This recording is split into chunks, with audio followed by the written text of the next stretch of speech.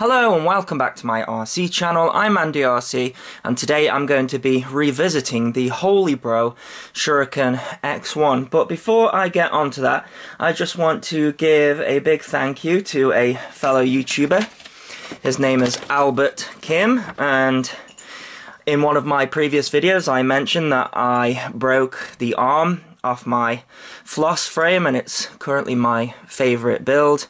And he very kindly contacted me and said, I got some spare arms, would you like me to send you some?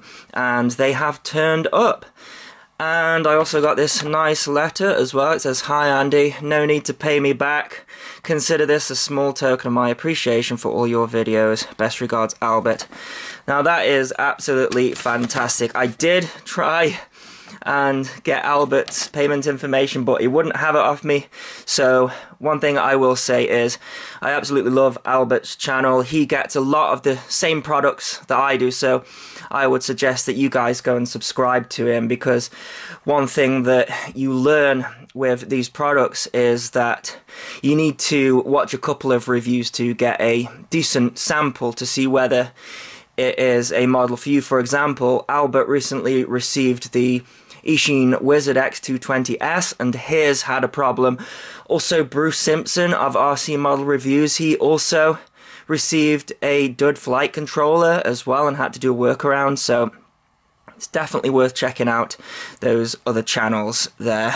So, today's video, I am revisiting the Shuriken X1. It was always my intention to do so because on paper it is the perfect model, but in reality there was a few issues with it. I was getting some oscillations on the yaw, and I initially thought it was the ESCs that they had used because I had seen similar characteristics before, and when I switched the ESCs out, that fixed the problem. So I have done that with this model. These are the DYS 30 amp ESCs. I'll link them in the description. So I've swapped those out.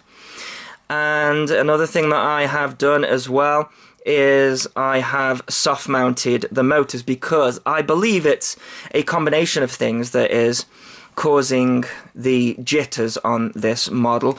I think fundamentally it is vibrations coming through to this all-in-one SP Racing F3. You see, the flight controller is connected directly to the frame. That means any vibrations coming through from the motors is going to get transferred straight through the flight controller, and I think that is a big part of the problem.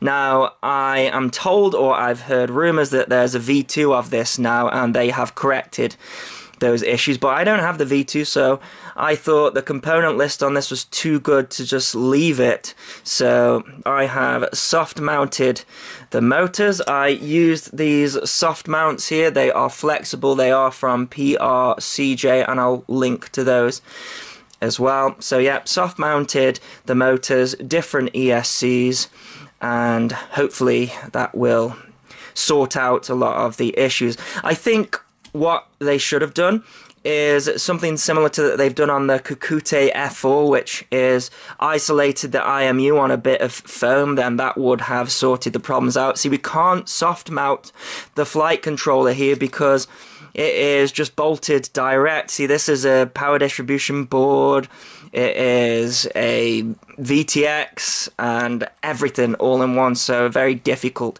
to soft mount the entire thing. So really all I can do is soft mount the motors and switch out the ESCs. So I've done that, so let's go and see how it flies. Before I do that though, let me just show you the issue that I was having. You can see there, really only showed itself on low throttle, and we're getting a jitter on the yaw that could never be tuned out.